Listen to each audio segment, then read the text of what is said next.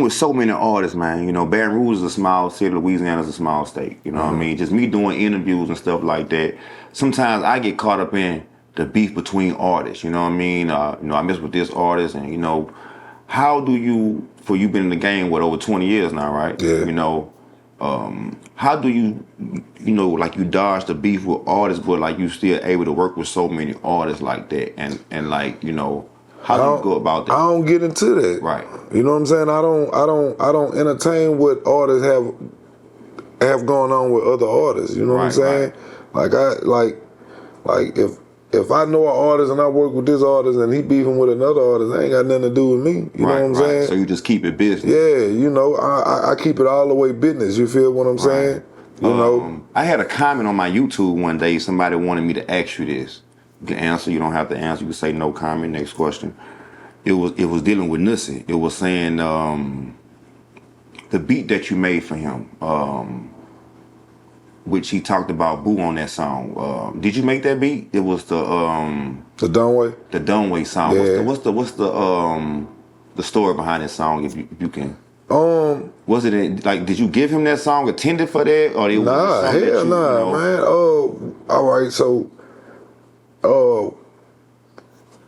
Skullduggery, rest in peace, Skullduggery. We was at the studio at Beat Flipper Studio. Shout out to Beat Flipper, and we was there, and I was just on the board making a beat, and I think Skull and Nussie was there, and I just made the beat or whatever like that, and I was coming up with the hook. Me and Beat Flipper was, you know what I'm saying, orchestrating the hook, but never knew that, you know, Nussie was going in like that on that like that. I didn't even know what he was really talking about, you know what I'm saying, until I kind of heard it a couple of times. I was like, oh man, I ain't even know. But like, man, like I just did what I did and made the beat, and that was it. You know what I'm saying? Did he ever talk to you about that? Did he ever say that what he was gonna do, or he just did the song? Nah, man, the song was originally was for Skull.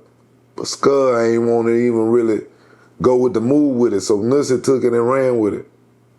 Okay. You know what I'm saying? He took the record and he ran with it. You know what I'm saying? Okay. But as the record started getting hot, that's when you know, Skullduggery, you know, started making his appearance and everything like that. You know what I'm saying? Okay. Yeah. Did you work with Skullduggery at all?